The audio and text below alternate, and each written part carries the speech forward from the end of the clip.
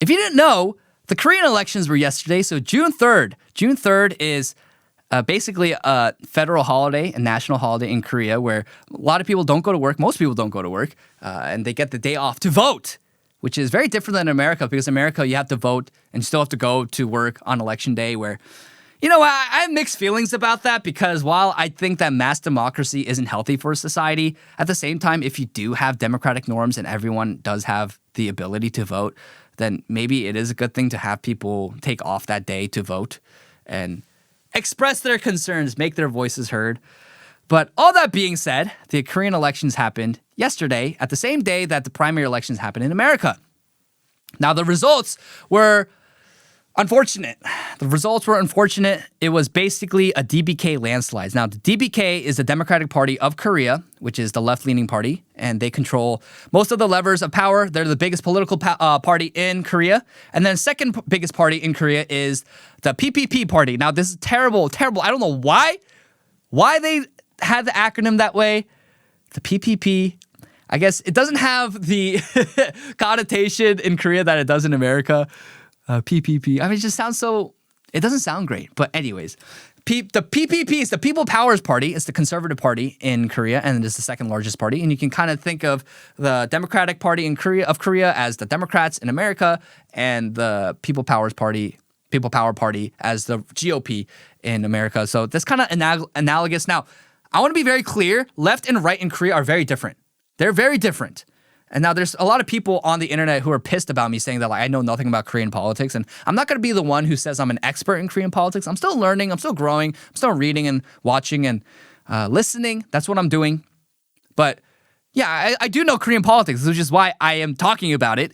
And which is why I'm shifting my content to also give my audience and my viewers the know-how and everything you need to know about Korean politics, because this is something that does interest me not only as a Korean immigrant to America, but, I think, think about Korea. Korea is on the world stage right now. People love Korea. They love Korean dramas. They love Korean movies. They love Korean culture and food. It is popping off. So Korea has a lot of power economically and culturally. And so what happens in Korea is actually very important also for what happens in America, because South Korea is one of America's strongest allies in the fight for freedom and in the fight for just goodness and truth and beauty, I would say. So now, the results. Let's talk about the results. The Democratic Party of Korea, the DPK, they got 7 additional positions. So literally, they flipped nine positions. I believe 7 used to be People Power Party. And so they got Incheon, they got Busan, they got Ulsan, they got Daejeon, Sejong, Gyeonggi, Gangwon, Cheongnam, Cheongbuk, Gwangju, Jeonnam, and Jeju. So these are all provinces there. Incheon, Busan, Ulsan, Daejeon are cities, and they all flipped. So, and then the People Power Party, they didn't gain any provincial gubernatorial seats, or they didn't get any governor's positions or mayoral positions. They didn't gain any, but they defended Seoul. So they defended Seoul, which is huge. They actually defended the capital of Korea. So the mayor of this capital of Korea, the largest city in Korea, Seoul, is still a conservative. It's still Oh Se-hoon. He controls, but he's in charge in Seoul right now. Daegu, which I was concerned in the beginning, it looked like Daegu, the People Power Party was losing in Daegu, but they held on. Mayor Chu Kyung-ho is still in charge. And North Gyeongsang, so Gyeongsang-bukdo, North Gyeongsang province, the People Power Party held on to the governor position. And then the South Gyeongsang province, Gyeongsang-namdo, they held on to the governor position as well. And everything else, either it was a Democrat incumbent or it flipped Democrat. So all things being considered, you can say safely that this was a landslide for the Democratic Party of Korea. Now, Oh Se-hoon, he won by a very, very, very slim margin. If we can show how much he won by, well, these were just the exit polls that happened yesterday. So the exit poll yesterday, you can see, look at the demographics. The red is the People Power Party, and then the blue is the Democratic Party of Korea. Look at this. 75.3% of men in their 20s voted for the right. They voted conservative. 75.3%. That's like a crazy number. And even look at the woman, 41.4% voted conservative in their 20s. And then 30s, 59.7% voted for Oh Se-hoon, the Seoul incumbent mayor.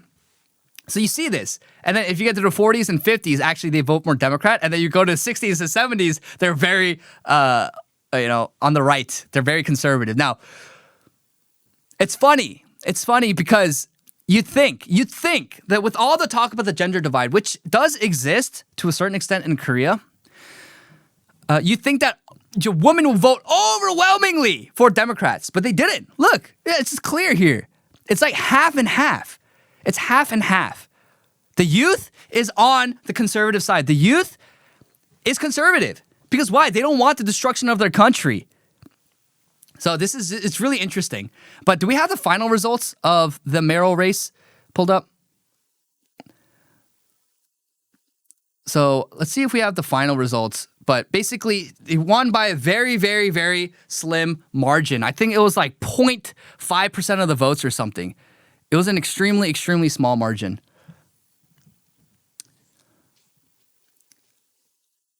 All right, well, while producer E pulls that up, this is the state of Korea. Oh, I do have the numbers here. So Oh Se-hoon narrowly defeated the Democrat challenger approximately 49.15% to 48.13%. So literally, he won by 1%. Literally 1%. It was like so close. Now, what is the takeaway from this? Now, if you don't know anything about Korean politics, left and right are different, okay? Left and right in Korea is different than it is in America. The temperaments are the same. So left-leaning temperaments in Korea are similar to in America, where they're very pro-immigrant, they're like multicultural, they're feminist, they're open to LGBTQ and alternate lifestyles. They are progressive, like they want to change things. While the People Power Party, the conservatives in the right in America, are a little more traditional. Now, even that's changing right now, where they're evolving to be a little more like the left and right in America and in the West. But traditionally, the left were more like pro-China, pro-CCP, pro-North Korea. The right has been always pro-America and anti-communist, anti-China, North Korea, anti-CCP. But the left, broadly speaking, in Korea is also anti-America. Now, all of that is because of the Cold War. So a lot of Korean politics today is still held up in the Cold War dynamics and the Cold War dialectic. I think there's a lot of people in America who still hold on to that, but it's moving away from that, especially on online discourse and in genuine political debate. You see a lot of that moving away. Like, people aren't talking about left and right in terms of like communists versus democracy. Communism versus democracy, they're moving away from that. But South Korea is still very much within that dialectic. So that's kind of where we're at, where the left and right are, broadly speaking, defined by their opposition to one another and then opposition to certain forces and foreign entities and political ideologies. So the left and right both claim democracy. And if you know anything about the word democracy these days, it's just a euphemism and a stand-in word for legitimacy. This is why the Democrats, even in America, always talk about threat to democracy. It's just threat to our legitimacy, our rule. So both sides claim democracy. Both sides can't claim democracy, but it's just in different ways. So both sides claim democracy. The left says, oh, we are democratic. We opposed the military fascistic regimes of dictators in the past, like Syngman Rhee and Park Chung-hee and things like that. And presidents like that who were arguably dictators. And the conservatives like them, by the way, which is a whole nother conversation. And so that's what they're like, oh, we are opposed to the military dictatorships of the pro-America peoples of the past. And then the right is like, no, we are anti the dictators, the communist dictators. We are pro-democracy against the communist dictators and communist forces. So both are like, we're against authoritarianism. It's just one is from the other side and the one is from, what the heck is this? phone call going on. Let's turn this off. Sorry, technical difficulties as always. All right. Sorry about that. Now, so that's the dynamic right now in South Korea. They're opposed by their democracy is in their opposition to what they deem to be a threat to Korea. And then in terms of their foreign policy, the left is pro-China and pro-sunshine policy. It's like, we need to be good to North Korea. We need to get along with North Korea. And the right is, no, we're anti-China and we are anti-North Korea. Because the Korean conservatives, which they are right in this aspect, by the way, they still acknowledge that we are at war with North Korea. We are still technically at war. We signed an armistice, but we didn't sign a peace treaty. So we're still at war, technically. Versus the left is a little more, again, like temperamentally the left is in America, where they're like, oh yeah, like, we gotta live in peace and no war. It's like, yeah, like, that's what they think. They're like, oh yeah, no war. As long as we're kind to North Korea, they'll listen to us. It's like, no, like, that's just not a reality. Now, I think we need a little bit of a balance of both, because right now, as it stands, North Korea has nukes, South Korea doesn't. But yeah, so that's kind of what it is. And then the left is anti-America. The right is pro-America. That's kind of like what the dynamic is in a nutshell. And then when it comes to values, it's not very values driven like it is in America. America, like immigration, abortion, family values, Christianity, those values are a lot more important in politics, I would say, than foreign policy. But it is trending towards that direction where the left is broadly more multicultural. Oh, we got to be good to foreign workers. We have to increase foreign worker visas, blah, blah, blah, blah, blah. And the right is a little more skeptical about that. And they're more, okay, no, we need to crack down a bit more on immigration. Why are there so many Muslims here? They're also like, why are there so many Chinese nationals here?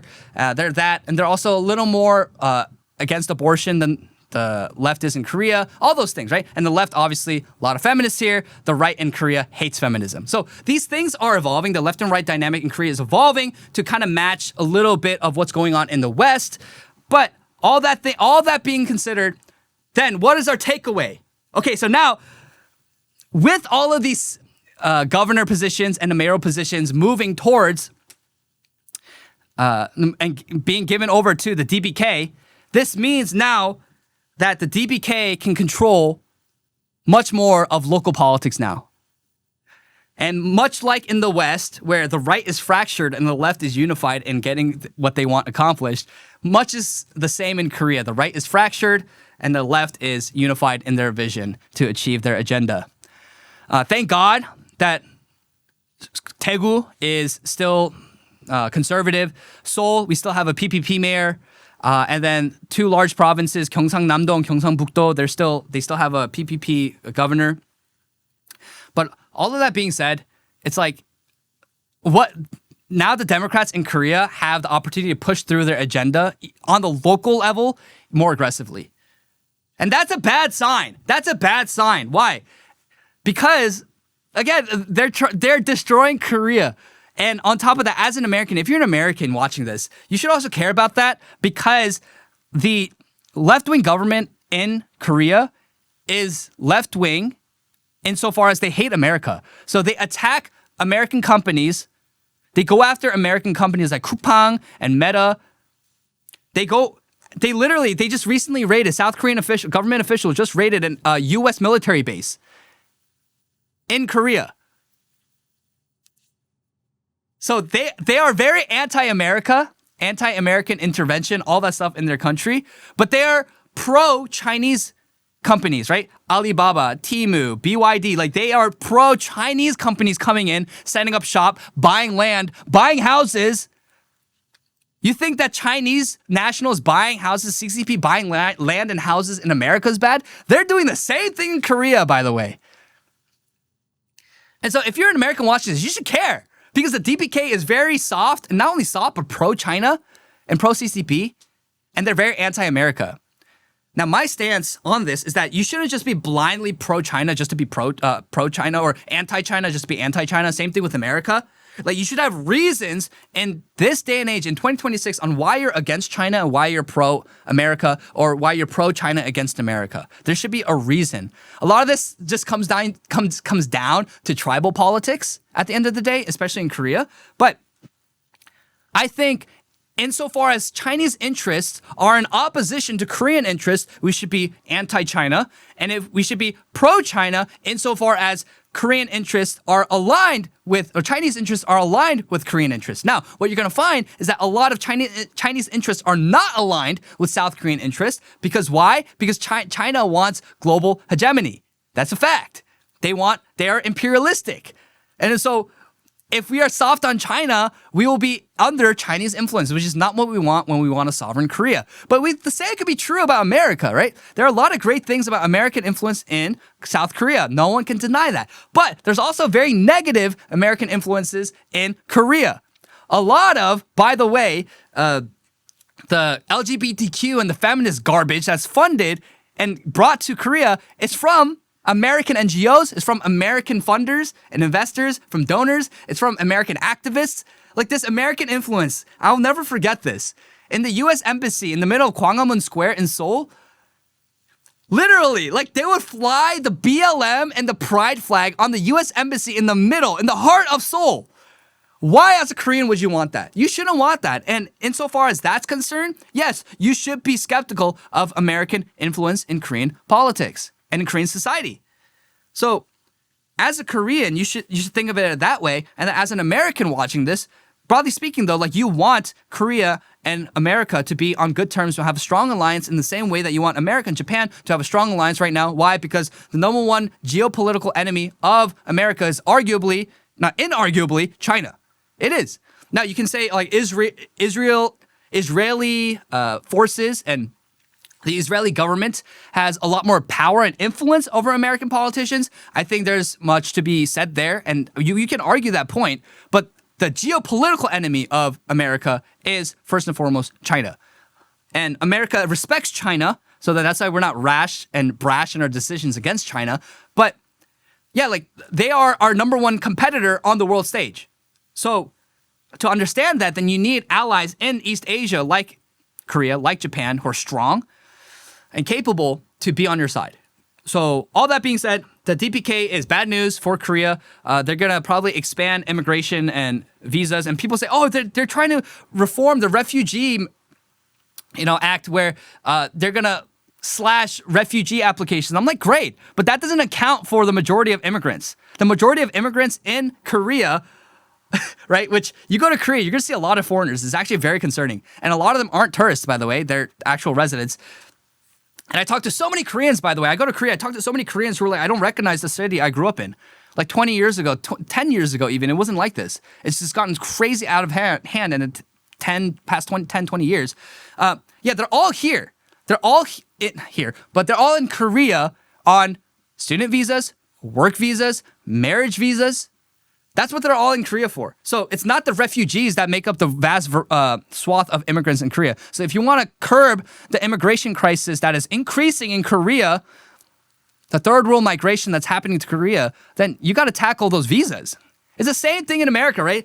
How are people getting into the system? H-1B visas. And that's how they're infiltrating and taking over all these positions in these companies. That's what it's through the visa. It's through legal means. And that's what needs reform. But the DPK is very pro, foreign visas and things like that. So that will get worse. I believe the gender problem will get worse. I don't think the birth rate issue will be addressed anytime soon because it's just like they try to throw money at the problem. I mean, like the money is not the issue. The money is not the issue. It's the culture is the issue. And insofar as you constantly have a materialistic approach to family formation, it's not going to solve anything. So all of these things that they don't even think about, they don't even think about the industrialization of poorer rural areas in Korea. Why? Because they are right wing. They vote for the People Power Party. They vote conservative. So they don't even care about the dying villages and the dying rural areas that need industrialization, that need modernization, that need an economy boom. They don't care about it. So it's like these people, and I'm not saying that the PPP cares about it all that much either, because both sides suck. A lot of the politicians on both sides really, really suck. But ultimately, this is bad news for Korea. I don't think it's going to be great. And you can look forward to an increasingly anti-American regime in Korea in the years to come. I hope Koreans wake up soon, and I hope they stop voting for this party because they're not good news, and they're not super like radical like the Democrats in America are, but they are still bad news. And this is how it all starts. It's like slow.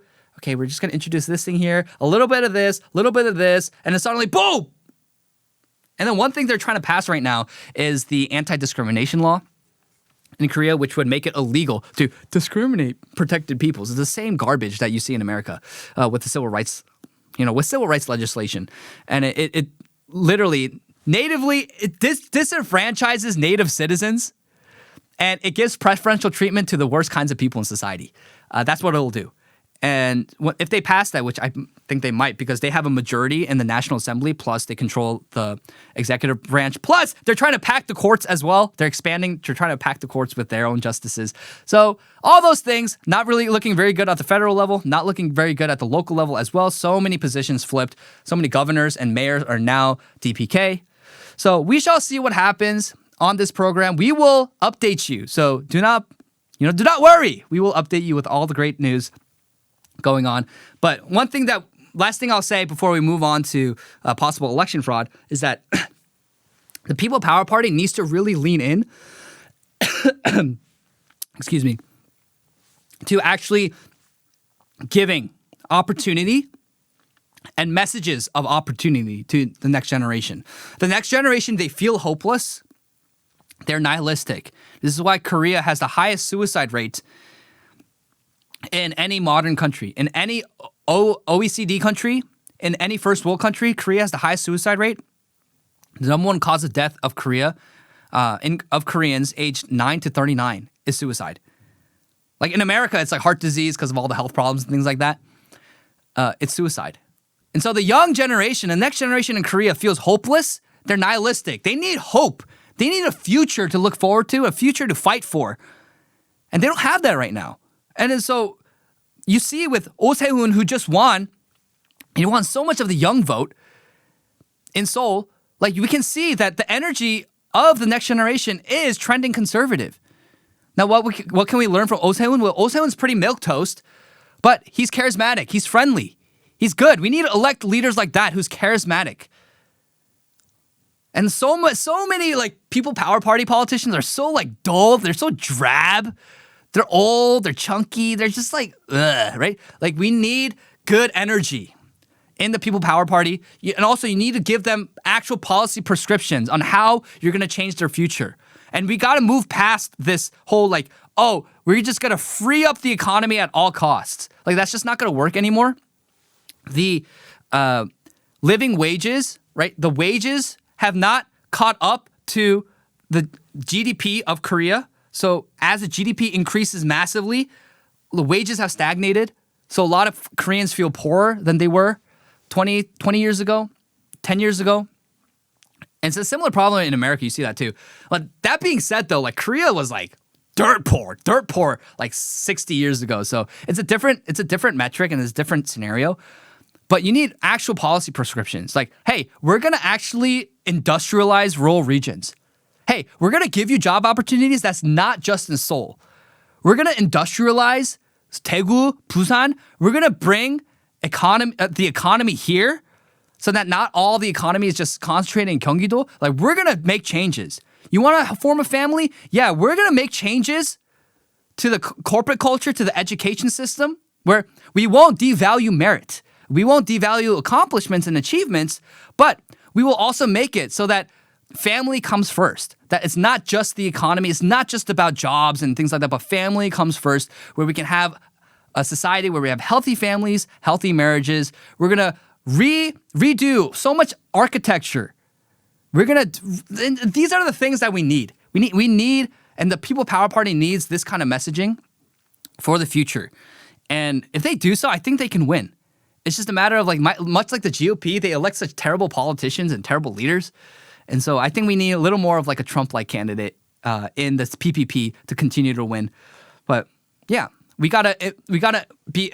They have to be emboldened on the political front, but they also have to be emboldened on the cultural front. They have to start creating culture, start creating media, mass media, more media that's pro-family, pro-marriage, pro-traditional values. Do all those things. Infiltrate culture. There's a rapper right now. His name is BY. He's very famous and he's under a lot of heat, but he's making waves in the culture. Why? because he's speaking out against communism and he's pro-freedom. Can you imagine if we got people like BY, who's a super popular rapper in Korea, to start talking about like in an artistic way, family values, that truly what matters, like eternal values, first principles of goodness, truth, and beauty, right? Like that's what we need. That's what we can get. But the People Power Party, they don't care. Like they just sit on their hands. They're like, oh yeah, the free market will do its thing. It's like, okay, no, it's not just gonna do its thing. You gotta lead the country. You gotta lead your constituents, and that's what it is.